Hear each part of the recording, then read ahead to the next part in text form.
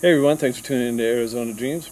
Today we are going to talk about buying a new build home, so new construction, and both our experience and just general experiences about what it's like to have a builder build a brand new home for you and the process and how you go about it. Once you have your location and you found a area where they're doing building, a lot of these building sites will have multiple builders within them, and they'll divide sections and they'll offer up models so that you can see what their tiers are. The next logical step is to determine the model that you want to go for. You don't get to go into new builds of this type and say, I want a custom build. That's not to say that you can't do a new build that's a custom build. The difference is you have to go buy the land, then secure your plans with your architect, get all your approvals, then get a builder, contract them out, and go through that whole process. So we're not going to focus on that. So we're at the model selection. Now, every builder is different, and every builder offers a different number of models and a different number of levels. And they'll have different options. So every model will have a base level. And from our experience, usually when you go into the model, it shows you what has been upgraded on a floor plan. It's an architectural design diagram, and then they'll mark, hey, this is option blah blah blah. And most models in our experience were upgraded in some shape or fashion. A lot of them were maxed to the upgrade for that model level, right? Yeah, let me talk about that. You'll see the base price, and it'll say starting at $280.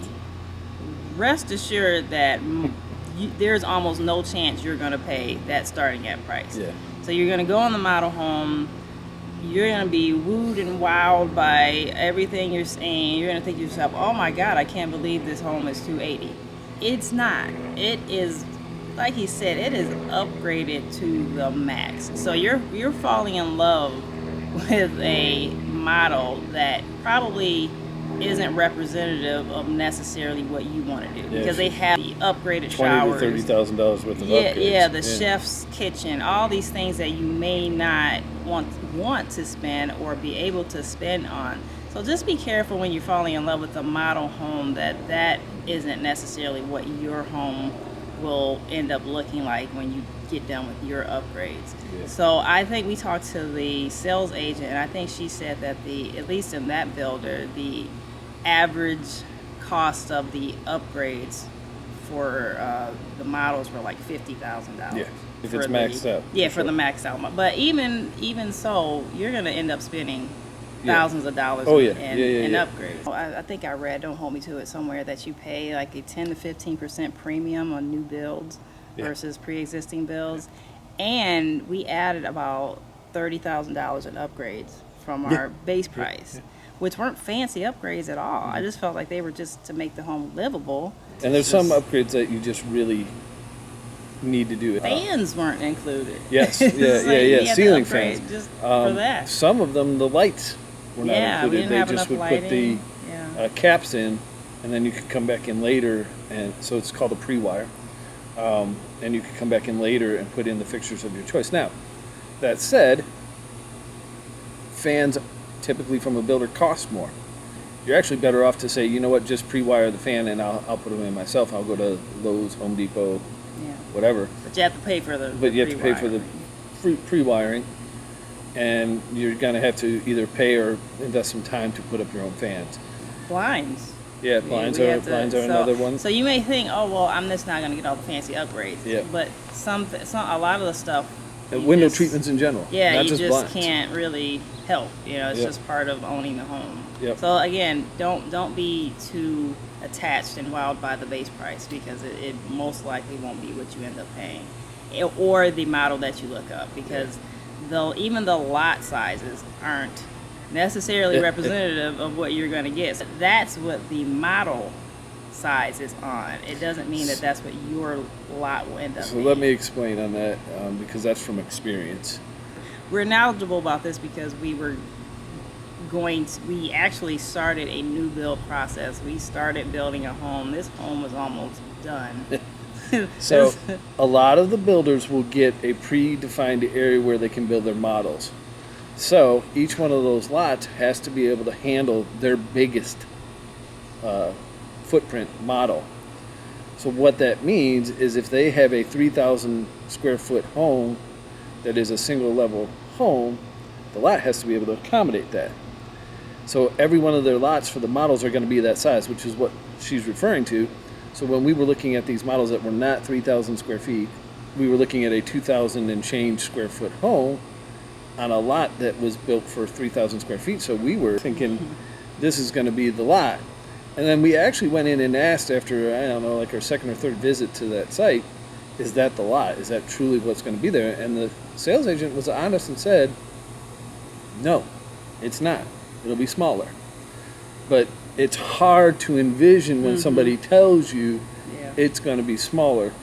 It's still hard to concept. So that was a hard press for her when she started to see the actual build coming up. Let's jump into our building experience. I don't think it's important to mention the name of the builder. The builder themselves, we did not have a problem with. Yeah, we were totally fine with our builder. builder. Worked with us very well. They were very communicative. We went to this build site after going around with our realtor to several new builds because we were in our gotta have the new build phase. When we picked our home, before it got going, this one fell in love with the idea of the home and the community. The community was really promising. Yeah, I liked the community more so than that, and that's what I really fell in love with more so than the home. Yeah. They had a new school. They were in two the new process schools. of building. They were talking about, and it was really new. We were getting in from the ground up. They were talking about all these parks they were going to have close by throughout the neighborhood. The community center was awesome. The community pool was like two of them, and one of them was a resort style pool that rivals some resorts, and so it was just a mixture of things that made me think, wow, this is pretty cool. So we found the house that was what we thought suited us really well. We paid our non-refundable deposit. We started construction. Things were going really smoothly and pretty darn quick, compared to what we were told it could be. What do you think was the thing that really started making us question whether this was I think it was the perfect storm of events. The builder promised us that all of the playground area equipment would be covered, and that's a really big deal here in the valley when it's 110 degrees because your children simply can't use metal equipment that's been sitting in the sun. We saw all these things that we were going to get on their website. They told us about it in person. The thing is, I don't think it was in writing. I don't remember seeing that on our builder contract because so it wasn't something that the builder was providing. It was something that the HOA was providing. Okay, so that was our first mistake. We took them on their word. Not a good thing to do. So they slowly started backing out of these things that were promised. Okay, we're not going to do the covered playgrounds anymore. All the hours that they promised for the gym and for the pool and the community center, now it was more limited hours, which was like, okay, I feel like, and I would text my husband every time I would learn something new that they were no longer going to do, and I would be like, I feel like we just got the bait and switch. It wasn't enough to make me say I don't want to build anymore, but it was just putting these doubts in my mind, like, okay, I just don't feel like. And talk about the equipment though. The playground equipment. Not only did they not cover them like was told to us, they put in this avant-garde crap. Yeah. So these wonderful playgrounds No that they swings. promised us, had no really usable Slides. equipment. It was weird. It was like they made it look cool, but you couldn't do anything with it. Another piece to the puzzle that started to really ruin my experience. Again, be very careful getting into a totally brand new, not quite built community. And when we bought our lot, there was one house on the block, and the rest of the community was just scattered with houses.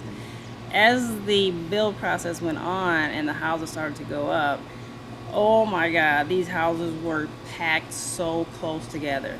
Now, I know that Arizona is known for their sardine like packed neighborhoods, but this was even closer than we were It even felt used like to. it It was was maybe literally 12 feet right. apart, maybe. So that was another thing that was like, holy cow, these houses are just, they are just They're on top slamming of as each other. many houses as they can in these neighborhoods. And it just felt Crowded. crowded. As the build went on, we got a true picture of our backyard, and it was like a postage stamp, and that was really, There were some I, eye-opening things that I yeah. think, But like that I said, backyard was really, really I don't think it disturbing hit to you me. until, as far as the foundation and the walls and being closed in. When we were closed in, that you really realized. What I kept saying is that that yard was going to be tiny, Yeah. and I think, in fact, I can tell you, I remember seeing the aha moment of, oh my God, this is just not going to work. When the house behind us went up, Yes. and our back walls were up, and we knew exactly how much space, and I went out in that backyard, and all I could see was this house. Yeah. This just house staring Right down down at at us, me. And yeah. it just, again, that was something we did not realize would be so different from the model. Yeah. So remember, the model and the lot of the model is not representative of what you will get. Now, we were told the dimensions and the specifications, but you can't imagine it until it's built. It's really It's difficult hard to to do. picture.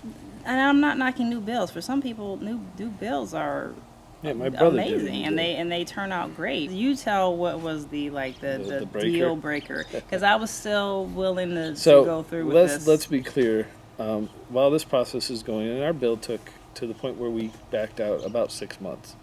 I say, hey, let's go back to the sales office. I want to just stop in there real quick. Then I wanted to talk to the sales agent. So I mentioned that on the one side of our house was a green space runoff area. Then there was a sidewalk, and then there was no build, and it was still no build. There was nothing there. It was just rough desert land. So I asked, do you know what's going to be built over there? And she said, let me look it up. And she tells me it's going to be multi-family housing. And what that means is that it could be communal housing, apartments, condos, or townhomes, or duplexes or triplexes.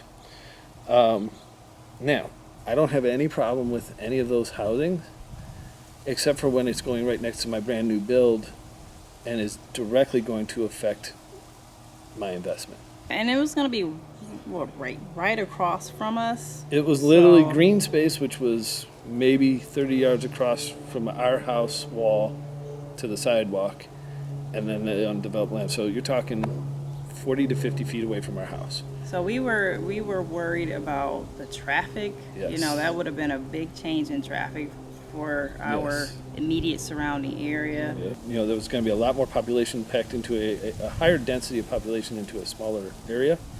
That's just the nature of multifamily housing. And it's been said Um, that having apartments nearby can decrease your home value. Well, that was my- There were a few other people that walked away from their builds after finding out that there were going to be apartments. So for him, I could tell it was over for him. Yeah. And then once I realized that, okay, the apartments were the deal breaker for him, and all these other things were kind of building up to be the deal breaker for me, I think at one point we just looked at each other and we were just like, I know this house is pretty much built, but this is no longer representing what we wanted. We weren't lied to about that. It's just things that we didn't know was coming. When you buy a house and there's a lot of open land, you can't control what's going to be going up around you. And I'm pretty certain that that beautiful mountain view that we had was going to go away as they continue to build. And I contacted the real estate agent and said, we want to see what else is out there. Literally, that was like on a Friday.